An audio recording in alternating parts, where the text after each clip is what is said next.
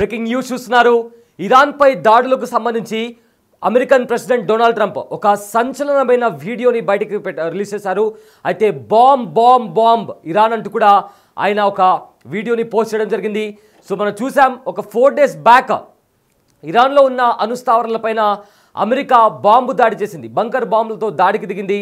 దీంతో ఏకంగా ఇరాన్కి సంబంధించిన 3 అణుస్థావరాలపైన దాడికి దిగింది అమెరికా. అయితే దీనికి సంబంధించి కూడా కొన్ని సంచలనమైన వ్యాఖ్యలు చేశారు డొనాల్డ్ ట్రంప్. B-2 స్టెల్త్ బాంబర్లపై దాడి చేసిన వీడియో కూడా రిలీజ్ చేశారు. అయితే ఇరాన్ అణుస్థావరాలపైన దాడులు జరిపినట్లు కూడా క్లారిటీ ఇచ్చారు అమెరికన్ ప్రెసిడెంట్. అయితే తమ దాడులతో ఇరాన్ అణుసామర్థ్యం పూర్తిగా ధ్వంసం కాలేదంటూ కూడా డొనాల్డ్ ట్రంప్ స్పష్టం చేశారు.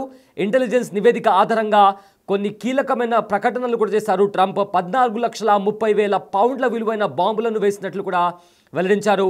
అయితే ఈ దాడులతో కొన్ని నెలలు ఏదైతే ఇరాన్కి సంబంధించి వాళ్ళు న్యూక్లియర్ వెపన్స్ని మళ్ళీ తిరిగి స్టార్ట్ చేసి ఏదైతే టైం ఉంటుందో అది కాస్త నెమ్మదించింది అంటూ కూడా ఆయన చెప్పడం జరిగింది.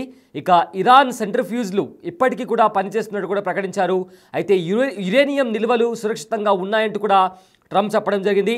అయితే ఇరాన్లో చాలా అణు కేంద్రాలు భూగర్భంలో ఉన్నాయని, అమెరికా బాంబుల వల్ల వాటికి ఎలాంటి పెద్దగా నష్టం జరగలేదంటూ కూడా ట్రంప్ చెప్పడం జరిగింది. ఇక ఇజ్రాయెల్ ఇరాన్ మధ్య యుద్ధంలో అమెరికా కూడా జోక్యం చేసుకున్న సంగతి మనందరికీ తెలిసిందే. అయితే ఇరాన్ పైన దాడి చేసిన విషయం తెలిసిందే. ఇరాన్ అణుబాంబులు తయారు చేయకుండా చూసేందుకు అయితే ఇరాన్ అణుబాంబులు తయారు చేయకుండా చూసేందుకు ఆ దేశంలోని 3 అణు కేంద్రాలపై దాడి చేసి వాటిని విజయవంతంగా నాశనం చేసినట్లు అమెరికా అధ్యక్షుడు డొనాల్డ్ ట్రంప్ ప్రకటించారు. అయితే ట్రంప్ చెప్పినట్లుగా ఇరాన్లోని అణు కార్యక్రమాన్ని పూర్తిగా ఆపలేకపోయారని అమెరికా నిఘా సంస్థ కూడా ఒక నివేదిక సమర్పించింది. పెంటాగన్ నిఘా విభాగం అయిన డిఫెన్స్ ఇంటెలిజెన్స్ ఏజెన్సీ సోమవారం విడుదల చేసిన నిఘా నివేదిక ప్రకారం ఇరాన్ అణు కేంద్రాల పరిస్థితికి సంబంధించిన అధ్యక్షుడు ట్రంప్ ఇజ్రాయెల్ ప్రధానమంత్రి బెంజమిన్ నెతన్యాహు చేసిన వాదనలకు భిన్నంగా ఉంది. జూన్ 22న అమెరికా ఇరాన్లోని షార్జో, అదేవిధంగా నటాంజ్, ఇస్ఫహాన్లోని 3 అణు కేంద్రాలపై వైమానిక దాడులు చేసింది. ఈ కేంద్రాలను అణుబాంబులను అభివృద్ధి చేయడానికి రహస్యంగా ఉపయోగిస్తున్నారని అమెరికా, ఇజ్రాయెల్ ఆరోపించాయి. అయితే షార్డో, నతాంజా, ఇస్ఫహాన్ అణు కేంద్రాలపై జరిగిన దాడులు గణనీయమైన నష్టాన్ని కలిగించినప్పటికీ అవి పూర్తిగా నాశనం కాలేదని కూడా నివేదిక వెల్లడించింది. దాడుల అంచనా గురించి తెలిసిన 2 వ్యక్తులు ఈ విషయాన్ని వెల్లడించారు. అయితే ఇరాన్ దగ్గర ఉన్న సుసంపన్నమైన యురేనియం నిల్వలు నాశనం కాలేదని అంటూ కూడా వాళ్ళు చెప్పడం జరిగింది. అదేవిధంగా సెంట్రిఫ్యూజ్లు ఏవైతే ఉన్నాయో అవి కూడా చాలా వరకు చెక్కు చెదరకుండా ఉన్నాయంటూ కూడా తెలిపారు. అమెరికా దాడులకు ముందే నిఘా అంచనా వేసిన సుసంపన్న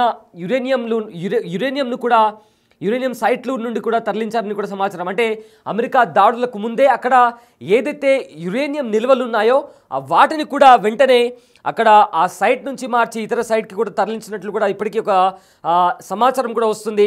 అయితే అమెరికా చేసిన దాడులతో ఇరాన్ అణు కార్యక్రమాన్ని కాస్త ఆలస్యం చేయగలిగిందే కానీ దాన్ని ఆపలేకపోయిందంటూ కూడా ఈ నివేదిక చెబుతోంది. అయితే ఇరాన్ అణు కేంద్రంపై అమెరికా వైమానిక దాడులు ఇరాన్ అణు కార్యక్రమాన్ని ఆపలేదు, ఆలస్యం మాత్రమే చేశాయనే వాదనలను కూడా వైట్ హౌస్ తీవ్రంగా తోసిపుచ్చింది. ఘాటైన పదజాలంతో కూడిన ప్రకటనలో వైట్ హౌస్ ఈ అంచనాను పూర్తిగా తప్పు అని కూడా పేర్కొనింది. అయితే ఆ అంచనాను లీక్ చేయడం అధ్యక్షుడు ట్రంప్ను కించపరిచే స్పష్టమైన ప్రయత్నం అంటూ కూడా చెప్పడం జరిగింది. ఇరాన్ అణు కార్యక్రమాన్ని నిర్మూలించడానికి సంపూర్ణంగా అమలు చేసిన ధైర్య యుద్ధ పైలట్లను అవమానించేలా చేసే ప్రయత్నం అంటూ కూడా white house press secretary Karoline లెవిట్ కూడా ఒక ప్రకటనలో తెలిపారు. సో మొత్తం మీద ఇజ్రాయెల్ ఇంకా ఇరాన్ మధ్య ఎలాంటి భీకర యుద్ధం 12 రోజుల వరకు ఎలాంటి భీకర యుద్ధం జరిగిందో మనందరికీ తెలిసిందే. అయితే ఈ యుద్ధానికి ముఖ్య మూలం అంటే ఎందుకు ఇజ్రాయెల్ ఇరాన్ పైన దాడి చేసిందనే క్వశ్చన్ రైజ్ అవుతే అందుకు కారణం ఇరాన్ అణుబాంబులను, న్యూక్లియర్ వెపన్స్ను తయారు చేస్తుంది. అది తయారు చేయకుండా అంటే ఇరాన్ దగ్గర అణుబాంబులు ఉండకూడదు అని కూడా ఇరాన్ ఇంకా అమెరికా భావించింది. కాబట్టి ఇజ్రాయెల్ ఇరాన్ పైన దాడి చేసింది. అంటే ఇజ్రాయెల్ ఇంకా అమెరికా ఇరాన్ దగ్గర ఎలాంటి న్యూక్లియర్ వెపన్ ఉండడానికి అవకాశం లేదు, ఉండకూడదు అని చెప్పి ఇజ్రాయెల్ ఇంకా అమెరికా వీళ్ళిద్దరు కలిసి ఇరాన్ పైన దాడికి దిగాయి. అయితే ముందుగా ఒక 10 రోజుల వరకు ఇరాన్ ఇంకా ఇజ్రాయెల్ మధ్య భీకర దాడులు జరిగాయి. ఈ దాడులో ఇరాన్లో ఉన్న అణుస్థావరాలే టార్గెట్గా, ఇరాన్లో ఉన్న ముఖ్యమైన షాడో కావచ్చు, ఇస్ఫహాన్ కావచ్చు, ఇలాంటి అణు కేంద్రాలే టార్గెట్ చేసుకొని ఇజ్రాయెల్కి సంబంధించిన యుద్ధ విమానాలు దాడికి దిగాయి. అయితే దీంట్లో ఇరాన్కి చాలా పెద్ద మొత్తంలో ఆస్తి నష్టం జరిగిందే కానీ అణుస్థావరాలకు సంబంధించి వాటికి ఏ విధంగా కూడా పెద్దగా నష్టం వాటిల్లలేదని కూడా ఇప్పటికీ కొన్ని నివేదికలు కూడా చెప్తున్నాయి. అయితే ఆ తర్వాత 10 రోజుల తర్వాత అమెరికా ఈ వార్లోకి ఎంట్రీ ఇచ్చింది. B2 బంకర్ బాంబులను, ఈ బంకర్ బాంబులు ఏకంగా 200 అడుగుల లోతుకి చొచ్చుకొని వెళ్ళి అక్కడుండే బంకర్లను కూడా పూర్తిగా ధ్వంసం చేయగల శక్తి సామర్థ్యాలు ఈ బంకర్ బాంబులకు ఉంటుంది. కానీ అవి కూడా ఇరాన్ ఎక్కడైతే యురేనియంని నిల్వ చేసి ఉంచిందో అక్కడ కూడా యురేనియంని వేరే స్థానానికి తరలించారు. సో దీంతో ఇరాన్లో ఉన్న అణుస్థావరాలకి ఎలాంటి నష్టం కూడా జరగలేదంటూ కూడా కొన్ని అంతర్జాతీయ మీడియా కథనాలు కూడా వస్తున్నాయి. అయితే దీనికి సంబంధించి కూడా వైట్ హౌస్ ప్రతినిధి కరోలిన్ కూడా స్పందించారు. ఇది ఖచ్చితంగా అమెరికన్ ప్రెసిడెంట్ డొనాల్డ్ ట్రంప్, అదేవిధంగా ఎవరైతే సైనికులు ఈ ఆపరేషన్లో పాల్గొన్నారో వాళ్ళని అవమానించడానికే ఇలాంటి నివేదికలు బయటపెడుతున్నారంటూ కూడా మాట్లాడారు. అయితే ప్రజెంట్ ఈ యుద్ధం అయితే కేవలం ఇరాన్ని అణు బాంబులు కానీ న్యూక్లియర్ వెపన్స్ కానీ తయారు చేయకుండా ఆపడానికి మాత్రమే వీళ్ళు దాడి చేశారు. కానీ వాళ్ళు ఏదైతే అనుకొని స్టార్ట్ చేశారో అది మాత్రం సాధించలేకపోయారు. అయితే అణు బాంబులు కానీ న్యూక్లియర్ వెపన్స్ కానీ తయారు చేయడానికి అంటే కొన్ని రోజుల వరకు వాళ్ళు దాన్ని హాల్ట్ చేసే విధంగా కూడా ఆపగలిగారు. కానీ పూర్తి స్థాయిలో న్యూక్లియర్ వెపన్స్ తయారు చేయకుండా మాత్రం ఇరాన్ని ఆపలేకపోయారు అంటూ కూడా చాలా వరకు కూడా కొన్ని నివేదికలు కూడా బయటకు వస్తున్నాయి. సో ఇప్పటికే ఆ యుద్ధం మనకు తెలుసు 12 రోజులు ఆ యుద్ధం ఎలా జరిగిందో కూడా తెలుసు. ఇరాన్ కూడా ఏమాత్రం తగ్గకుండా అమెరికా ఇచ్చిన వార్నింగ్ సైతం లెక్క చేయకుండా మేము ఈ యుద్ధాన్ని స్టార్ట్ చేయలేదు, మా పైన దాడి జరిగింది, అయితే మా పైన జరిగిన దాడిని తిప్పికొట్టే అధికారం రైట్స్ మాకున్నాయి. సో దాంట్లోనే భాగంగానే మేము ఇజ్రాయెల్ పైన దాడికి దిగాం. అండ్ ఖచ్చితంగా ఈ యుద్ధం ఇజ్రాయెల్ ఇంకా అమెరికా స్టార్ట్ చేసింది, దాన్ని మేము ముగిస్తామంటూ కూడా ఇరాన్ చెప్పడం జరిగింది. సో అదేవిధంగా ఇజ్రాయెల్ పైన టెల్ అవీవ్, అదేవిధంగా హైఫా లాంటి ప్రధాన నగరాలపైన ఇరాన్ ఆర్మీకి సంబంధించిన వాళ్ళు బాలిస్టిక్ మిసైల్స్, హైపర్సోనిక్ మిసైల్స్, డ్రోన్లతో, రాకెట్లతో, బాంబులతో, కొత్త రకమైన మిసైల్స్తో కూడా ఇజ్రాయెల్ పైన దాడి చేశారు.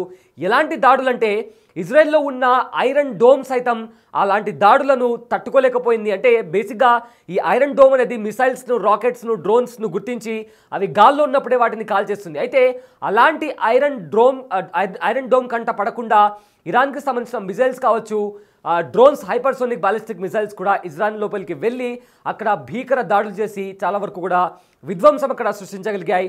ఇజ్రాయెల్లో కూడా చాలా దారుణమైన పరిస్థితులు కూడా అక్కడ నెలకొన్నాయి.